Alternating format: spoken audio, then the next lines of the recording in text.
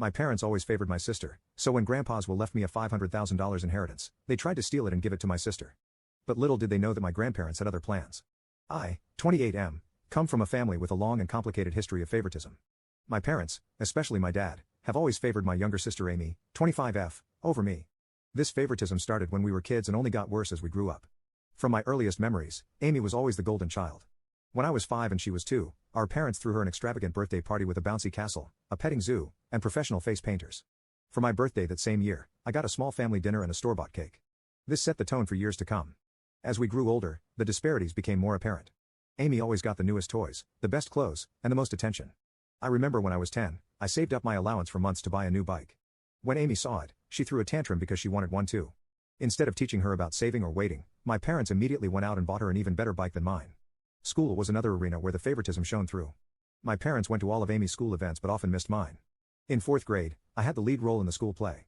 I was so excited and practiced for weeks. On the night of the performance, my parents showed up an hour late, missing my big scene.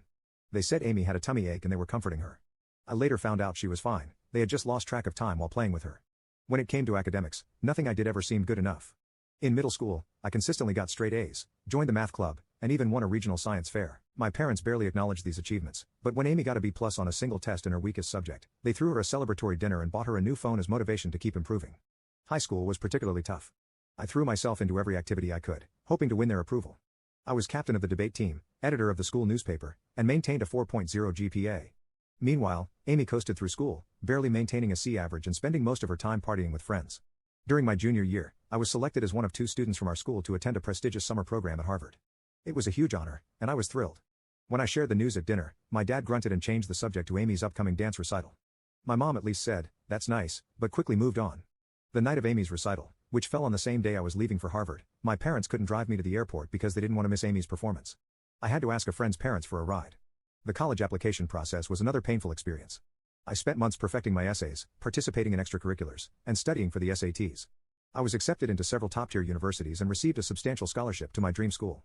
When I announced this at dinner, my parents' response was lukewarm at best. My dad said, "That's good, but don't let it go to your head. College isn't everything." My mom added, "Just don't forget about us when you're off becoming a big shot." In contrast, when Amy barely graduated high school and decided not to go to college, my parents were completely supportive. They praised her for knowing herself and not conforming to societal pressures. They even bought her a car as a graduation present, something they never did for me. This constant favoritism took a heavy toll on me emotionally. I struggled with depression and anxiety throughout my teens and early 20s. I started seeing a therapist in college, which helped me understand that my parents' behavior wasn't my fault.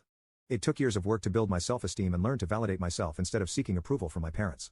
Despite the lack of support from my immediate family, I managed to build a good life for myself. I graduated college with honors, secured a good job in finance, and even bought my own house by 27. I'm proud of what I've achieved, even if my parents aren't. Now here's where the current drama starts. My grandfather on my dad's side passed away recently.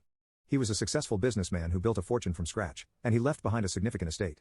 In his will, he divided his assets equally among his children, my dad and his siblings, and grandchildren, me, Amy, and our cousins. My share of the inheritance was substantial, about $500,000. It would have allowed me to pay off my student loans, invest in my future, and maybe even start my own business someday. I was grateful for this unexpected windfall and the opportunities it could provide. However, when the will was read, my parents were visibly upset. They pulled me aside afterward and told me they thought it was unfair that I got an equal share. They said Amy needed the money more because she was struggling. She works part-time at a coffee shop and lives in our parents' basement. I was shocked but tried to stay calm. I explained that this was Grandpa's decision and it wasn't up to them to change it. They insisted that I should do the right thing and give my share to Amy. When I refused, they got angry and started guilt-tripping me, saying I was selfish and ungrateful. My dad brought up every instance he could think of where they had supported me, including paying for my braces, which were medically necessary, buying me school supplies, the bare minimum, and letting me live at home during college, even though I worked part-time to contribute to expenses. He conveniently forgot about the car they bought Amy, the countless shopping sprees, and the fact that they're still supporting her at 25. The situation escalated quickly. My dad, as the executor of the will, decided to take matters into his own hands. He announced that he was going to reinterpret Grandpa's wishes and give my entire share to Amy on top of her own inheritance. He claimed this is what Grandpa would have wanted if he had known our individual circumstances. I was devastated. Not only was this clearly illegal, but it was also a painful reminder of how little my parents valued me. I tried to reason with them, pointing out that Grandpa had always treated all his grandchildren equally and that he was well aware of our situations. My mom then accused me of speaking ill of the dead by suggesting Grandpa would have wanted anything different from what my dad was proposing. I brought up specific memories of Grandpa encouraging my academic and career pursuits, but my parents dismissed these as misunderstandings. They claimed Grandpa had privately expressed concern about Amy's future and had wanted to ensure she was taken care of. When I asked why he hadn't just written the will that way, they didn't have an answer. Amy, for her part, seemed uncomfortable with the situation but didn't speak up against our parents. When I tried to talk to her privately, she just shrugged and said, "Mom and Dad know best." It was clear she wasn't going to be any help. Feeling hurt and betrayed, I reached out to my paternal grandmother, Grandpa's widow, for advice. She was furious when she heard what was happening. She told me that this was absolutely not what Grandpa had intended and that my parents had no right to change the will. Grandma shared some information that shed new light on the situation. Apparently, my parents had approached Grandpa a few years ago asking him to leave everything to Amy in his will. Grandpa had firmly refused, stating that he believed in treating all his grandchildren equally. He had even added a clause to his will stating that anyone who contested the equal distribution would forfeit their share. Armed with this information, I confronted my parents. They were shocked that Grandma had told me about their previous attempt to influence the will. My dad tried to justify it by saying they were just looking out for Amy's future, but I could see the guilt on their faces. Grandma took action immediately. She contacted her lawyer and the other executors of the will. She also reached out to my dad's siblings, who were equally outraged by what my dad was trying to do. Together, they put a stop to my dad's plan and ensured that the will would be executed as written. My parents were forced to back down, but they were furious with me. They accused me of turning the family against them and said I should have handled this in-house instead of involving others. Now you can check for a part 2 by pressing share and more.